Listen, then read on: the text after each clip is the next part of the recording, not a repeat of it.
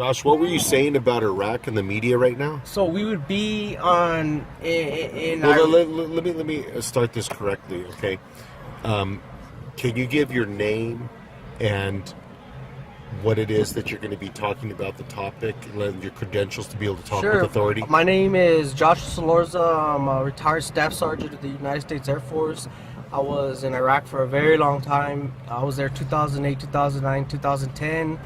And while we were there, I was part of an exploitation task force where we would respond to IEDs, any type of suicide bombings.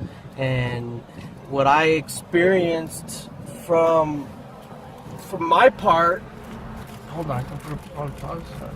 To a blast site, and then the media would be there, and they would be all over the, be all over the scene, and then they'd be reporting all this false evidence, man, just to push their agenda of who was. First of all, we didn't know who was responsible for the attack.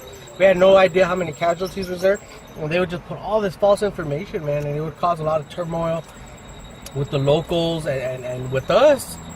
Because, we're trying to do our job and figure out what's going on and try to help people. And all they're trying to do is, push their agenda and put on the TV something that's going to, get a lot of attention, putting all this false information. And, it was horrible. So they were lying. Exactly.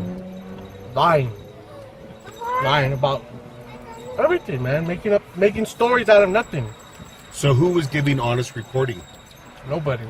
Voice of America? I don't know about any other news media, but at that time the only outlets that we were able to watch was CNN and Fox News.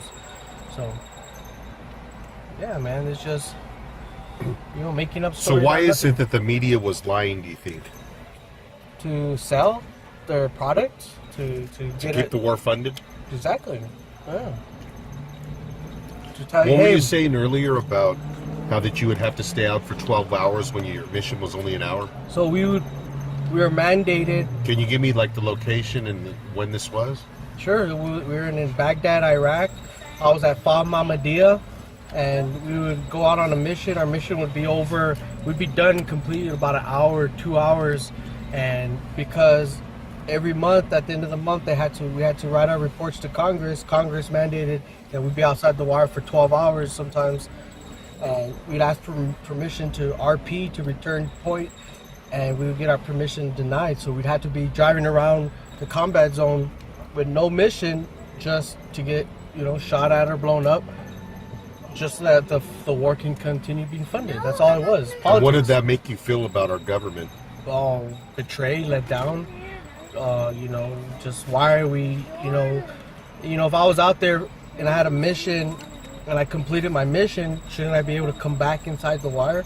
But instead, no. Now I'm just fulfilling a position so that people can, sign a paycheck so we can keep paying these billions of dollars to fund this war that, honestly, I don't know what we did over there. I'll be honest with you.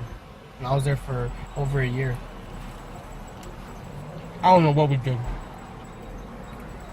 You don't know what the war was for? From my perspective, no. What I did was train a bunch of Iraqi police and, try to make them the best police officers they can be, so they can protect their citizens. But in the big scheme of things, man, talking to the Iraqi people, they had it way better before we got there, man. We kind of just ruined everything, man. Oh, exactly. So it was sad, man.